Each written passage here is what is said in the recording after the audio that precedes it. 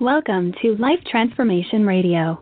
This show is all about life transformations and our journey from where we were to why we are doing what we are doing today. We will discuss the hiccups, the roller coasters, and the blood, sweat, and tears that has been poured out while discovering our purpose. It is all about our transformations. Here is your host, Sean Douglas. Good morning, good afternoon, and good evening. Welcome to another episode of Life Transformation Radio. I am your host, Master Resilience Implementer, TEDx speaker, business positioning strategist, and international best-selling author, Sean Douglas. This show is currently heard in over 90 countries.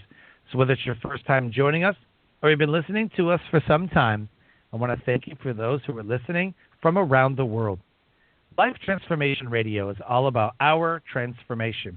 Here is where we tell the stories of why we're doing what we're doing, highlighting that transformational moment that changed our lives, and how we use it to then transform others and elevate their lives as well. You can listen to us live right here on the Blog Talk Radio Network, Tuesday through Friday, 5:30 p.m. Eastern Time, by going to blogtalkradio.com/Life Transformation Radio. You can join our Facebook group, Life Transformation Radio Community, and never miss an episode by subscribing on your favorite podcast platform. You can hear Life Transformation Radio on Apple Podcasts, Stitcher, Spreaker, Spotify, TuneIn, Player FM, Radio Public, Overcast, Castbox, Google Podcasts, Pandora. Everywhere podcasts are available, Life Transformation Radio can be heard. You can also join our YouTube channel at Life Transformation Radio. Right there on YouTube. Hit that subscribe button. And if you like the show and like what you hear, please leave us a rating and a review so that we can interact with you and let us know what you think of the show. On the show, my guests are entrepreneurs, speakers, business owners, coaches, podcasters, authors, amazing human beings impacting the world around them. And my guest today has done exactly that. If you have any questions for any of the guests during our live broadcast, go ahead and give us a call at 657-383-1109. Again, the number is 657-383-1109. And with that, please help me welcome to the show my guest for today, Jenny Graham. Jenny, welcome to Life Transformation Radio. Thank you, Sean. I'm so glad to be here with you today. I'm really excited to have you on the show and to hear your story and Scott's story, because when I heard it the first time, I was just blown away. And that's what makes the show great, is these stories of overcoming the dark night of the soul, the addictions, the recoveries, the failures, the firings, the low moments. Nobody wants to talk about those on social media. Nobody wants to talk about how life was in shambles, and everybody wants to put on social media that my life is great, it's amazing. Everyone wants to put on a smile, but it's not always that way.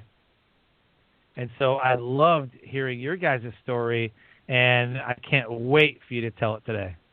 Well, I'm really excited to tell it to you. It's a story that started 35 years ago. So literally, I can't tell you how grateful I am that the darkest night of the soul can end up being the seed that's sown for the most productive and purpose-filled and rewarding and satisfying and content life. And people need to hear that loud and clear today, that whatever it is, whatever that burden is, oh my gosh, it could just be that sort of thing that is your springboard. Yeah, absolutely. What I love the most is when I get comments or emails, or someone gets a hold of the guests and says, wow, hearing your story just absolutely changed my life. I want to make a change. I want to do, X, Y, Z.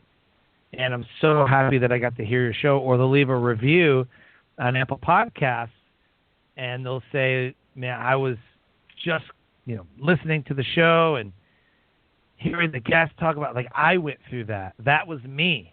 And the guest gave me hope that I can overcome it just like they have. It gives me hope that I can create balance and create an amazing life for myself. And I love hearing that this show is transforming lives. It means a lot to me and to a lot of people that are listening.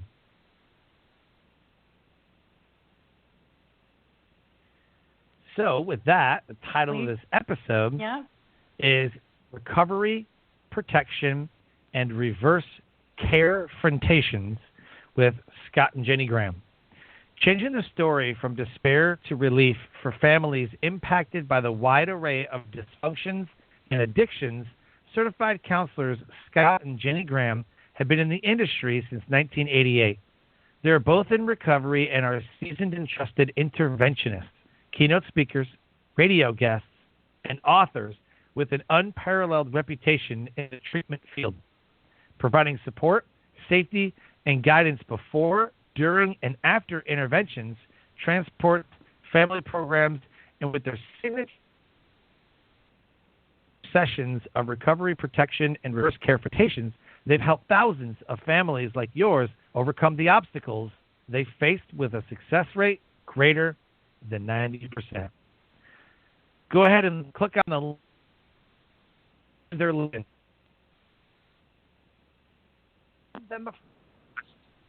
Letting them know that you listen to this episode of Life Transformation Radio.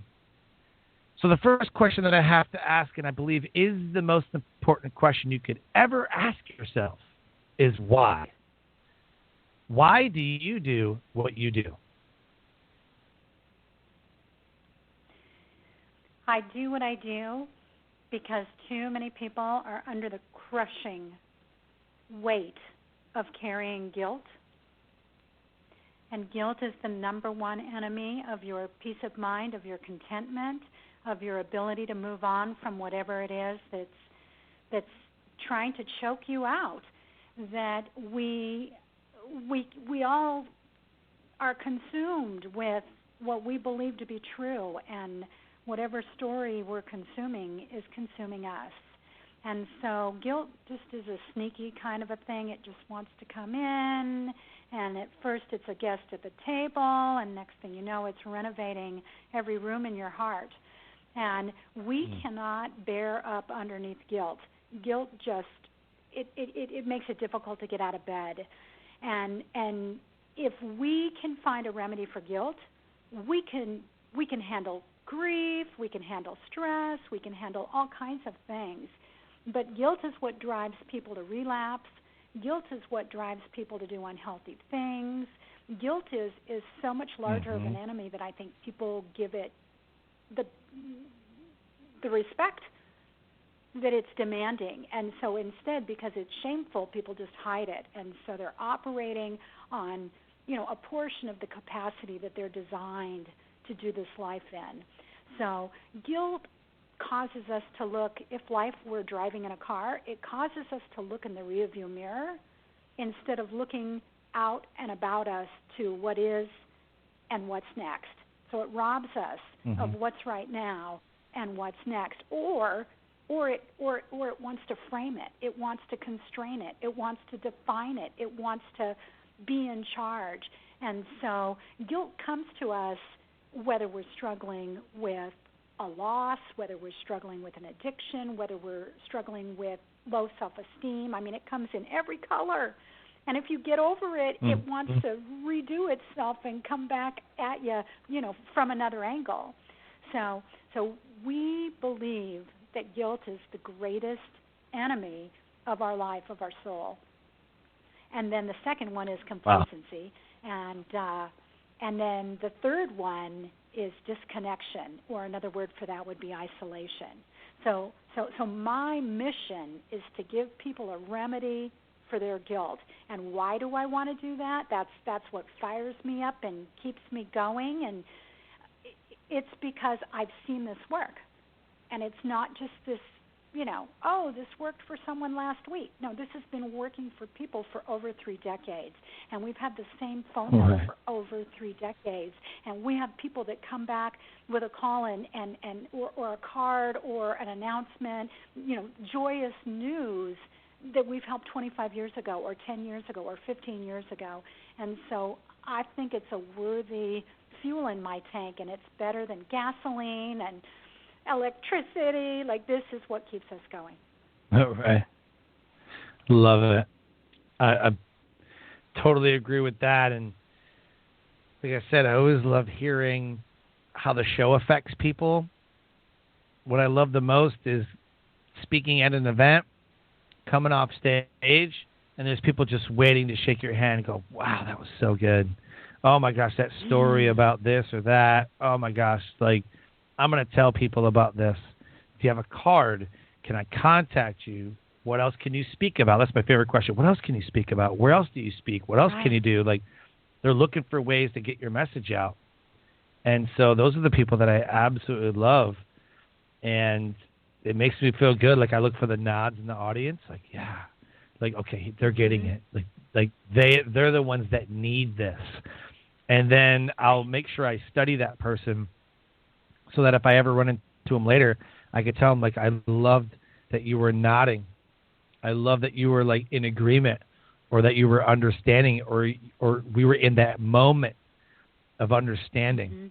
And that's one of the greatest things I think about speaking is you reach people on a whole different level. Everybody on social media is trying to reach somebody, but I just don't think they do it in the right way that gets an emotional response. So this is a great way on this show to do that. We all go through transformations, and I know you guys have seen a ton of transformations, but I'm curious about yours. What is a transformational moment that you have experienced that changed you and put you on the path to what you're doing today? Wow. So I get to have more than one? Sure. You could pick up Scott's other part. Okay, beautiful. So I met and married a man in less than 3 weeks. Whoa. And that was 35 years ago. And what I found out within 24 hours of meeting him was that he was facing 6 to 8 years in prison. But don't worry. Oh, I've got a great attorney. He's never lost a case representing a first responder. And so that was a pivotal, transformational moment, because I went from this life that I had so organized, so mapped out, to leaping over a grander canyon than the Grand Canyon to a world of unknowns. And I think so many people play it safe in life, and that's okay. But we have moments where it's a pivotal sort of split-second sort of decision that can change the course of our life or the lives around us for either good or for the opposite. And that was a transformational moment because I took a leap of faith. But I have to confess that I wasn't really willing to transform and embrace all that would entail right away.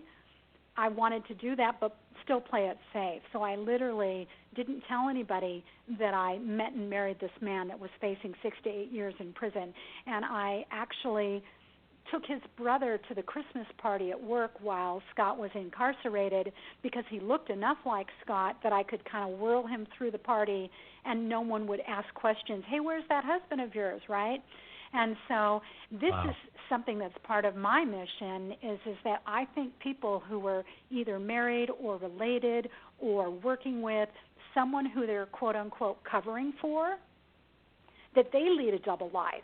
You know, we're always pointing the finger at, oh, it's the addict or the gambler or the person having the affair. Like all these other people are the ones living the double life. But I think the ripple effect is that the people who care about you are leading a double life, and they're doing this to survive, and they're doing this to, you know, stay afloat. But it's it's just interesting to me where there's so much freedom in being able to come out of the closet and share your pain and be authentic with people. And to your point, Sean, how you talked about people on Facebook and just showing that one, pearly white smile, and really there's more stuff going on that's hidden in the drawers.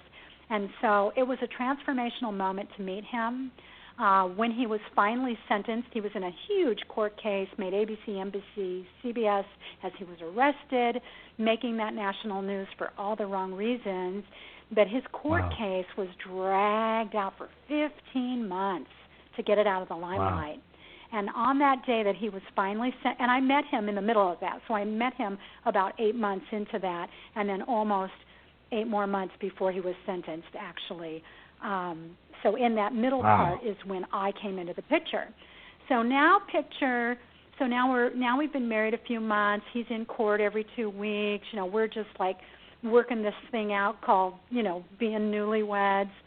And when he was sentenced in Los Angeles, California in 1987, January of 87, and they swung that gavel down, and like everyone holding their breath, he was mercifully only sentenced to 2 years. Wow. So gulp, take that in, and that was the same 24-hour period that they caught Richard Ramirez, the Night Stalker, one of the most famous serial killers of modern time. Yep.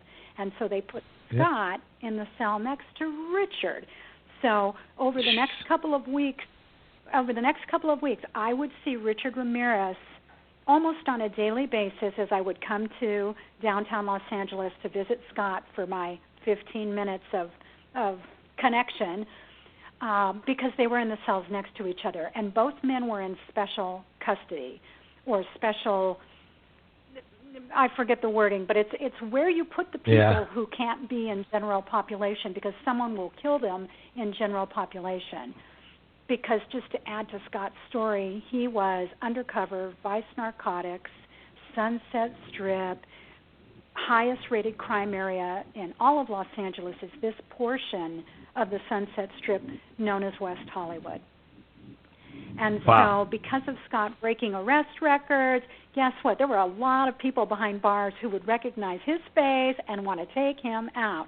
And then Richard Ramirez, of course, anyone on a vendetta because of his very sad life and all the lives that he took. So another transformational moment for me was laying eyes on Richard Ramirez for the very first time and having him licking his window. He had this narrow, long window. So in that part of L.A. County Jail, these guys are behind, not bars, they're behind a very thick cement and steel door with a little skinny window that's about 2 feet long and about 8 inches wide. And so I've looked Richard Ramirez in the eye countless times from maybe 12 feet away, watching him lick the window, and I'll tell you what, it is transformational and pivotal when you realize that you can hate action, but not a person. Right. Wow. So if you're one of those people that was raised on any Bible reading in the Old Testament, God doesn't call people out by name when he's talking about the 7 things he hates, the 6 things, and one more. He's talking about action. I hate the lying tongue. So he doesn't call people out. He calls behavior out. And this transformation, little moments like this, is what puts together what it is that we do every week, week in and week out, helping people come away from them being so wound up and the villain being that person they love, when it's no, it's the behavior that has hijacked your loved one that's coming through their mouth, coming through their hands, coming through their eyes. But don't hate them, hate the behavior. And that's at the basis of everything we do, is trying to help people come to this place of having the villain not be the one they love, because then they inadvertently continue to be part of what takes their loved one out or down. Mm-hmm. So, wow. Yes. That's powerful. And yeah. So fast forward, Scott got out of prison, and by divine intervention, by divine assignment, by absolute fluke and luck, or whatever you want to call it, he meets a man in a parking lot that's a stud and muscular, and they strike up a conversation, and it's like, what do you do? And he's all, oh, I'm an ex-cop here, and names the town, Medal of Valor, on the state's board for addiction, all this stuff. But then I stole $35,000 worth of cocaine out of the evidence locker, so I lost my career. And wow. Just to fill in a little bit of the gap with my husband Scott, he had lost his career due to the fact that while he was leading that double life, the one life, breaking those arrest records, working vice narcotics undercover, just all that crazy stuff, he was becoming addicted himself. So, for example, if you had 9 ounces of cocaine, maybe all those ounces wouldn't make it into the evidence locker. So wow. His addiction took him out in a different way. So where it started like skimming, I'll just put this in my pocket and use it after my shift, what ramped up as, a little side thing. Whoa. Wow. I don't know any cops that were like vice or like undercover or like any of that, but I can't imagine it being an easy life. Like at all. He connected, yeah. So he connected with this other man who got off easier than Scott, because they met after Scott finished doing time, after he was incarcerated. So this man, this was a transformational moment for Scott, because here's a man who's also lost his career, but has done something with the rubble. He's done something with the guilt. He's done something with the shame. And that was thankfully because his court judge sentenced him to treatment, where Scott was sentenced to hard time. But this person got to go to treatment, and in treatment they noticed him and said, my gosh, you should look at doing intervention work. And so this was this conversation that they were having in this parking lot, that he was out of treatment and had started an intervention business. And cops train to work in twos. In the military, they work in teams. Like, you don't do things by yourself. Boy, that's a life lesson. Let's not do anything all by ourselves. Let's do things in community. And I've got your back, Sean, and you've got mine, and that's a good way to do stuff. So he was doing an intervention that weekend and said, hey, why don't you come along with me? Why don't you watch? And then, hey, if you want to jump in, we can play good cop, bad cop. And they just instantly hit it off, and Scott did indeed shadow him that weekend, and literally within just such a short period of time had enrolled at UCSB, which is the University of California in Santa Barbara, going back to school to get all that he could around certification for drug and alcohol work. And so our business practice actually launched into the substance abuse field, and then it morphed very shortly thereafter into the other dysfunctions. And in fact, we intervene on eating disorders and just strictly mental health issues and all kinds of things. And of course, always substance abuse at the very core and the heart of what we do. But that transformational moment, how he met this person and he took a chance and then he shadowed him. And I'll tell you something very fascinating.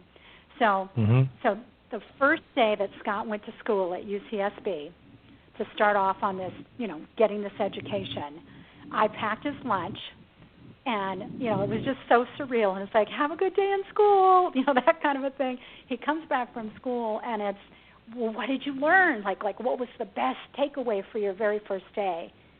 And he looks me in the eye. And mind you, at this point, it's now early 1988, and we've been married since early 86. So I've known the man for 2 years. We wrote each other every day when he was in prison, like we know each other intimately. And this was a transformational moment. This was a jaw-dropping, could have heard a pin drop. He looks at me, and this is what he said he learned on his first day in school. Jenny. Wow. I'm an alcoholic addict. I am an alcoholic addict.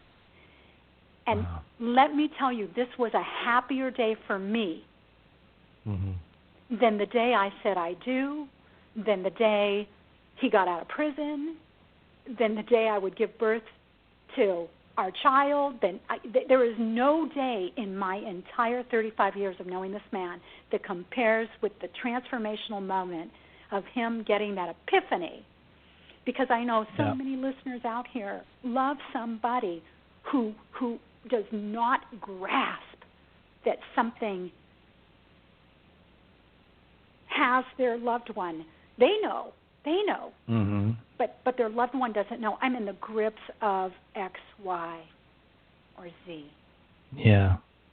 And that moment, like, honey, we can do anything as long as we've got our eyes wide open while we're driving. Don't ever drive, listeners. Don't ever drive with your eyes shut. It never starts out that way, does it? No, it never starts out to become an addiction, does it? Social drinking. No, and that's yes. You know, this is some so of that true. stuff. It never starts out that way. Right. You know, and they always say that the bumpiest roads are paved with the good intentions. You know, some of the deadliest roads, some of the bumpiest roads are paved with good intentions. Yeah, I mean, that's what happened with me. You know, I joined the military at 18. Right after 9/11, I wasn't even sure I was going to go in the military. And then 9/11 happened, and I was like, I'm going. Let's do this. And I came into a culture of partying and drinking. It was like a rock star lifestyle, man. Everybody's like loving you and thank you for your service. And women love men in uniform. And I was like, yeah, I can dig this. Let's go. So, you know, being overseas in England and in Germany and all those other places, I mean, that's the culture. They drink a lot. It's just their culture. You know, it's a big fanfare, fun time, whatever. And and they don't think about addiction like we do. It wasn't a thing. And even in the military, they're kind of like, well, it's just what we do. Like, we just drink. Like, it's what we do. But then it becomes more and more and more and more, and then you build up your tolerance, and you need more and more and more. And then you recruit other people, right? And they partake. Absolutely. They recruit their friends. Because that justifies what you're up to. You are speaking truth. That's what happened with me. Yep. That's exactly what happened to me. And I got sucked in. I got sucked into the life. You know, work hard, play hard. We're out defending freedom. And it just didn't end well. You know, it just wasn't a social thing anymore. It was as soon as I get home, I'm drinking. Before I go to bed, I need to cut.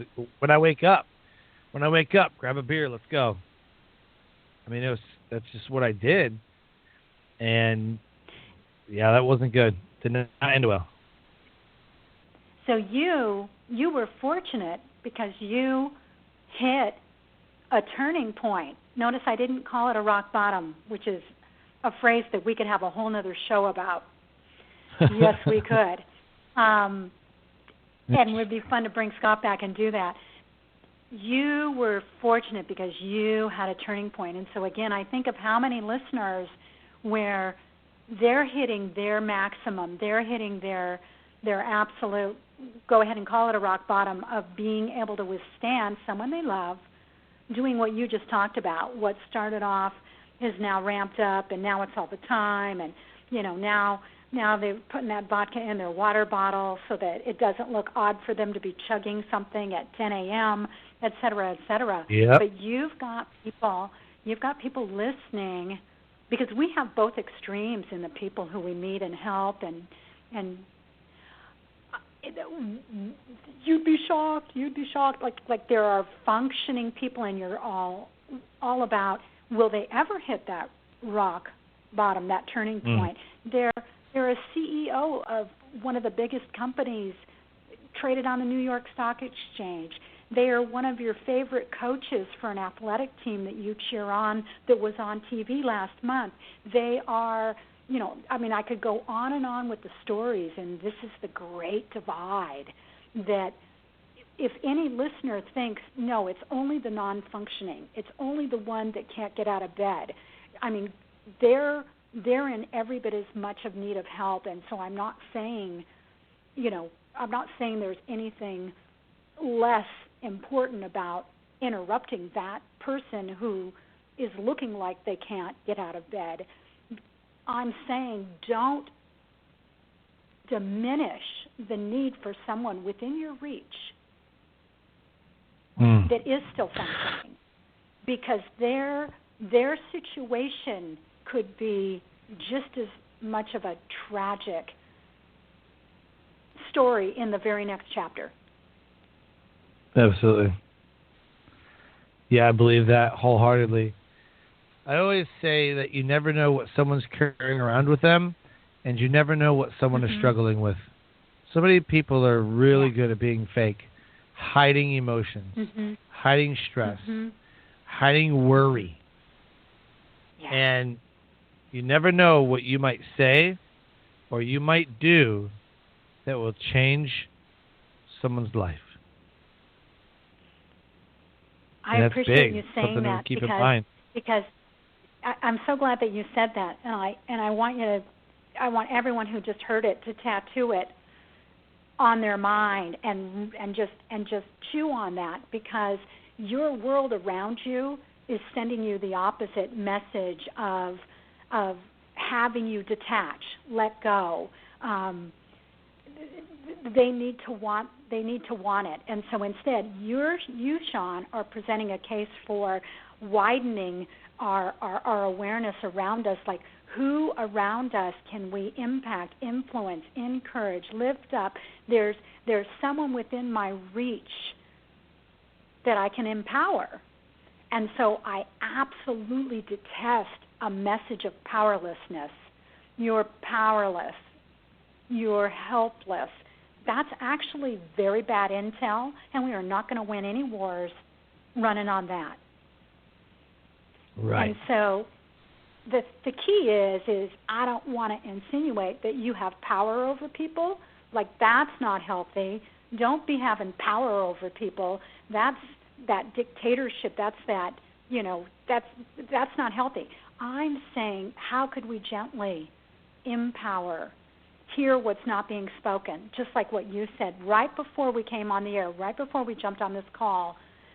I was just stopped in my tracks, and I grabbed a pen and I wrote it down, and I didn't invent this, but you just said it. You don't know what you don't know. Yeah.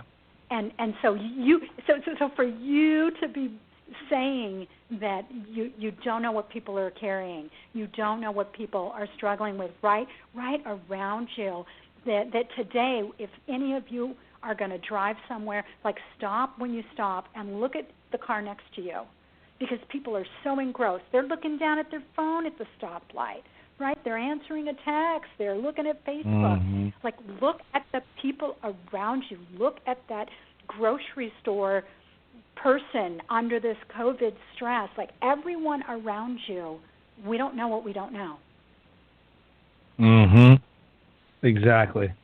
But and the more distracted we are, or the more depressed we are, or the more disconnected we are, because I talked about guilt, isolation, right? All these things that they cut off the life between us. And we have so much more to give each other than we can even estimate, right? Than we can even measure. I love the saying, so this one I think I made up, and that's, how can I love out loud? Oh, I like that. Yep. Very cool. Yeah, I like that. Isn't that neat? And so next time you love out loud, like, don't wait. I talked at the beginning about, being very motivated, my why, giving people a remedy for guilt. And we loved Scott's mom. We were able to love out loud. We had so much laughter and so much quality time. And when Mom was at that point where her drinking was just so out of control and off the rails and causing her to fall and have all these episodes, and even though her doctor said, don't drink, she still did. And we drew a line and said, Mom, you can't drink in our house. And she was bringing it in the sports bottle and, just the whole 9 yards. I'll tell you what, when she tragically, suddenly died, she tripped while she was intoxicated and hit her head, and as such, by falling forward, snapped her neck and went into a coma. And the EMTs revived her. She did die, then they revived her. Then she was in a coma. And I'll tell you what, we did not realize at that point, until we lived it to that degree, what a remedy for guilt we had. Not a remedy for grief. Right. Sean, grief is something you can bear up under and become stronger because of grief by itself. But grief mixed with guilt, no, not so much. So we didn't have any guilt a week later when all the argument was going round and round about do we pull the plug. Because the doctor said the vegetable status is not going to change. So we can keep her on life support, but this vegetable status is not going to change. And so, surprisingly, family members were adamantly opposed to pulling the plug. No, I need another day. And to this day, and we're talking literally so many years later, at any kind of a gathering, be it for a wedding or, a happy or a sad or just a random quick lunch, gosh, I wish I had another day with Mom. And we could say the same sentence, but you would feel a difference in how we say it. We'd say it like, gosh, it would be great to have another day with Mom, just because it would be, but a lightness, right? No burden. Where they're saying it with this intensity because their love bank isn't reconciled. They're just, it's like if you never open the mail and who knows what's in the bank account, like their love bank wasn't reconciled. They hadn't said.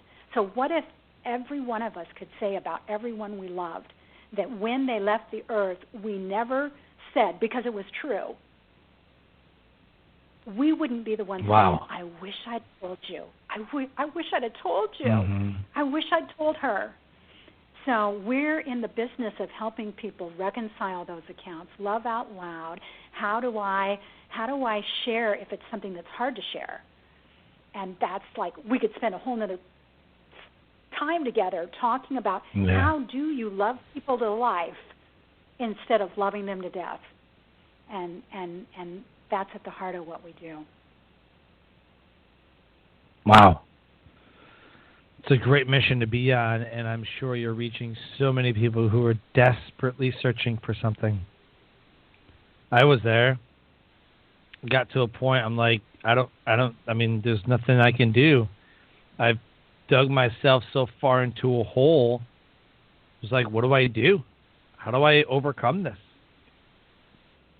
You start Googling stuff, start asking friends, but ultimately it doesn't help because they don't know what you're going through.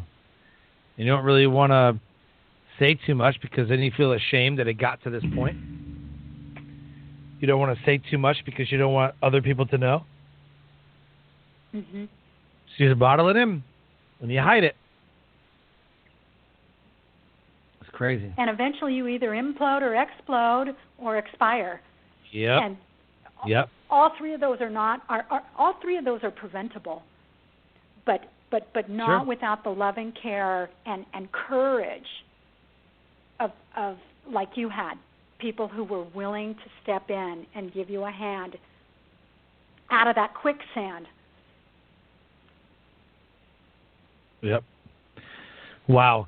I'm just blown away at how deep. I mean, I knew you guys have been doing this for a long time, but man, when you describe it like that, you know, there's a couple people that I've lost. That, man, I would just one more day. Man, I'd love to just have a conversation just to catch up. One time, just have a conversation. Just catch up with them. Man, how have you been? And what have you been doing? This is what I've been doing. This is like, it's like years of, you know, births and weddings or changes, jobs, lifestyle, whatever. That, man, just one more conversation. Or, like my grandfather, you know, who passed away in 2013, 2 weeks before deployment. And that almost set me back because I had just gotten sober in 2009. And then in 2013, my grandfather passed, and he helped me through a lot of it. And I deployed 2 weeks after his funeral. And I was like, who am I going to call on my deployment? Who am I going to call? Who am I going to vent to? You know, my grandfather was in the Army during the Korean War and was over there. So he understood. Yeah. So my person was no longer here. So you would think that, oh, we got a spouse, talk to your spouse or talk to your other buddies, but it just doesn't work that way. No. You know, no, I mean, yes, they're there too, but some people just deal with things a lot differently. You know, there's people that'll see something that you would think would be a PTSD or like, you know, just wreck their mental state. And they don't. They block it out. They bury it. They don't talk about it. It's pretty much what my grandfather did. They don't acknowledge it. It's like, nope, whatever. And they just go about their business like it just bounces right off of them. Impenetrable. But I got to think there's a toll being taken somewhere. And someone's paying the price somewhere. If it's not him or her, then it's being transferred to the family members. If the family members aren't doing it, then it transfers to kids or best friends or something. It does. We inherit more than the color of our eyes. Yep. It absolutely transfers. Absolutely. It is carried on. Yep.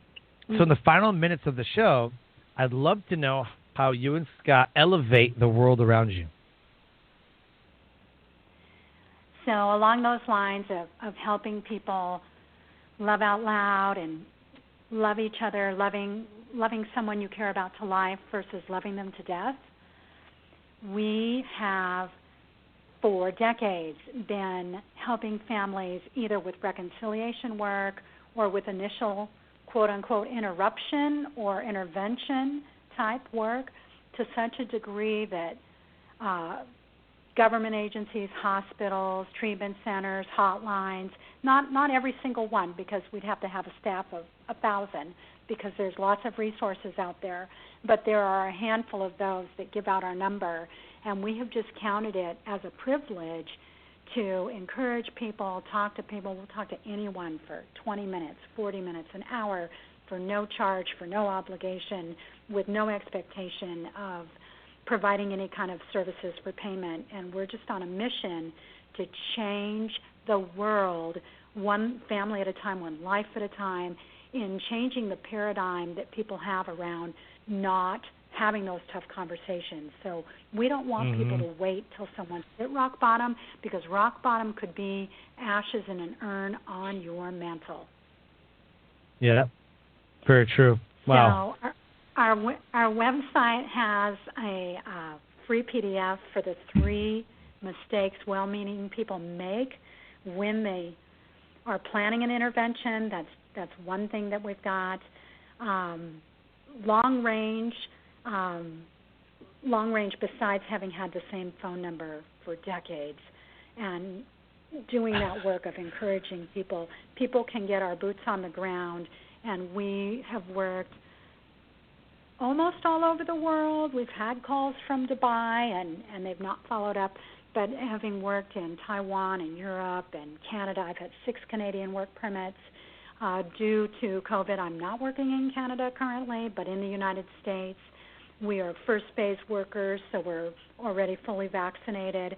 But it's our heart to help people take courage and to bear up underneath the grief of what they're going through so that they don't have to deal with guilt by not having done anything. Yeah. No, I totally understand that. And like I said, it's a great message, a great mission to be on. So many people need it. In 2020, addictions skyrocketed, suicides skyrocketed, mental health and depression skyrocketed. So everything's closed. You can't work, but liquor stores are open. Right. I don't know how those were essential businesses, but they were essential businesses. And the cannabis shops everywhere with the THC levels that are causing psychotic breaks without anybody using any other substance, because it's opening Pandora's box. I do want to say one more quick thing. We took a lot of time and effort and distilled down what we've done for 3 decades and put it into an online course called An Intervention in a Box. And that course, over $1,000 to take this course, when COVID hit, we dropped it to $299. And people can have us literally 6 modules, videos. They can take in all this information and walk themselves through an intervention if they want to interrupt somebody that they love. And our long-range goal is to have this material, because we tested it over a decade ago in a high school, that someday what we do would be mandatory high school curriculum. Like your kids, your teens need to know how to interrupt each other, that we need to not always think of an intervention as the last-ditch effort before they jump off the bridge, that we need to think of this earlier when it's like you and I, it started off recreational, and then it got kind of over the edge, but not enough where people thought, should I interrupt this? Is this a problem? Like, let's look at least bringing the conversation to the table without the accusation, without the absolute. Put your pointy finger back in its holster and put your hand on your heart and say, I love you, I care, I'm concerned, can I help? I love it. Yeah. And it's so do it needed. On bended knee. People are searching. Do it on bended knee so that people don't feel like you're trying to overpower them. Oh, right. Don, what a treat. What a treat. Right. So good. I want to leave them with a message and what you want to tell the listeners that are listening right now who are searching and they're not where they want to be in life. And they might be battling an addiction, or they might be struggling by themselves and afraid to tell people. What message do you want to leave the audience today? So I want you to know that there's some bad intel out there, and it's that clean and sober is the goal. And I want you to get a revelation with me today that clean and sober is like elementary school. It is like where you start, where you can still have milk with your cookies and a nap in the afternoon, but there is this whole world that they're not telling you exists, and we coined this phrase, and it's free and sober. This is not a ball and chain that has to just be a weight on your back forever and ever. Scott struggled in his addiction. He abstained and white-knuckled it for 17 years before we discovered the keys to becoming free and sober. And it is it's right within your reach, and you just don't know it yet. And especially for those of you who actually are clean and sober already, like you've already begun your journey, I want you to know that who you are and what you are is exactly what someone else needs to be the bridge that gets them to this other side where they begin their journey. And so I mean free and sober to the person addicted to pornography, to the person addicted to a substance, the person addicted to very, very unhealthy eating patterns with various types of eating disorders. That there is more. So I want to say that the grass is greener, although that's not true in your marriages. Like, let's work with who we're committed to. But I'm saying in your freedom, in your sobriety, in your happiness, and I don't even like the word happiness. I like the word contentment, in your satisfaction, that the grass is greener, that there is more, and that's why you have a hunger in your heart for more, for something more, because there is more. There is more freedom than you have yet had the capacity to fathom. Wow. Don't stop growing. Don't stop reading. Don't stop hoping and praying and believing that there's so much more. I love it. What a great message, and I know that touched someone's heart today, and I hope that nobody gives up, and they power through, and they fight through. If you can't do it on your own, you can call somebody. Mm-hmm. I want you to click on the links in the show notes. Check out the Facebook page, the website, and LinkedIn. Send them a friend request. Send Scott and Jenny a friend request, letting them know that you listened to this episode of Life Transformation Radio. Jenny, this has absolutely been an honor and a privilege to have you on the show. I mean, we barely scratched the surface. You gave some amazing tips, some amazing content, and a great message. And I love what you guys are doing. So thank you so much for spending time with me and my audience today. Anytime. Would love to do that anytime, Sean. Today was a great privilege. Thank you. Thank you. Life Transformation Radio listeners, an amazing guest impacting the world around her. If any part of our conversation with Jenny Graham today resonated with you and you'd like more information, please go to the LinkedIn website or Facebook links right there in the show notes. You can go ahead and click on those, and then you can learn more about what they're up to. If you know someone who's facing suicidal ideations or suicidal thoughts, please call the suicide hotline. They're there for a reason, and you can get some help immediately. With that, I close the show by saying live your brand. Find opportunities every day to live out the core values that you hold deep in your heart, and I call this living your brand. So until next episode, live an amazing life.